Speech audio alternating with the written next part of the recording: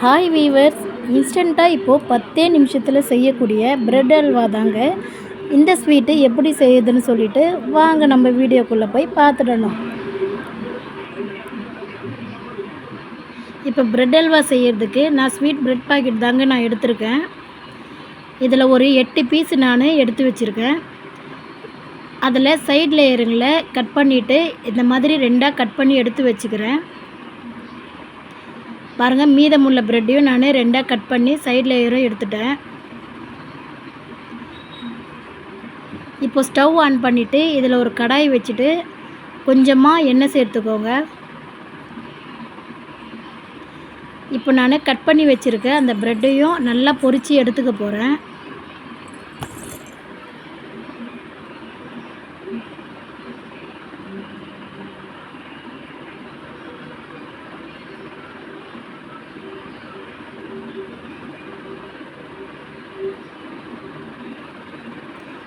பாருங்க, இந்த அளவுக்கு ப்ரௌனாக வந்தால் போதும்.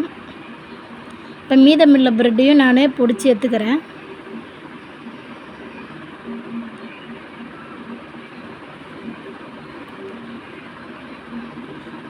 இப்போ ஒரு கடாய் வச்சுட்டு அதில் 1 ஸ்பூன் நெய் விட்டுக்கோங்க.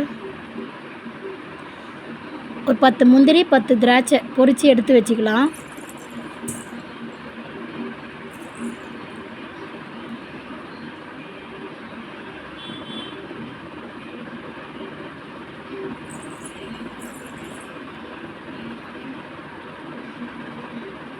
இப்போது அதே நெய்யில் 1 கப் சர்க்கரை, அதே 1 கப்பு தண்ணி சேர்த்துக்கோங்க. நான் இதில் நாட்டு சர்க்கரையும் கொஞ்சம் சேர்த்துக்கினேன். இப்போ ஒரு கொதி வந்ததும் நம்ம ப்ரெட்டை 2ஆக கொஞ்சம் நுணுக்கி போட்டுட்டு அதில் சேர்த்துக்கோங்க.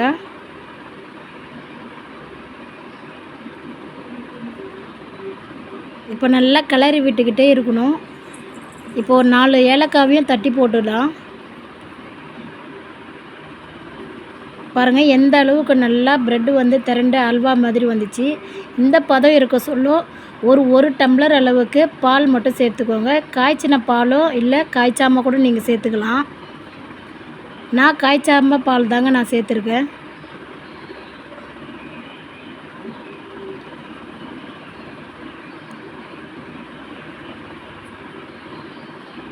பாருங்கள், நல்லா கடாயில் ஒட்டாமல் வரணும். இந்த அளவுக்கு வந்தவுடனே நம்ம எடுத்து வச்சுருக்க முந்திரி திராட்சை இதில் சேர்த்துக்கின்னு நல்லா கிளறி விட்டுடலாம். கடாயில் ஒட்டவே கூடாது. அந்த அளவுக்கு வந்தால் தான் அல்வா ரெடியாக இருக்கும்.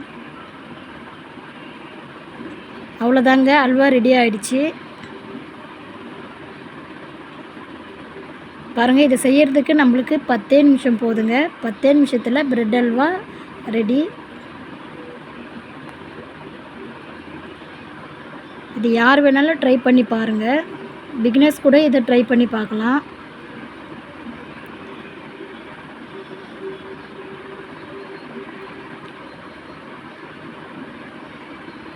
இதே மாதிரி வீடியோ தொடர்ந்து வரணுன்னா நம்ம சேனலை சப்ஸ்கிரைப் பண்ணிக்கோங்க.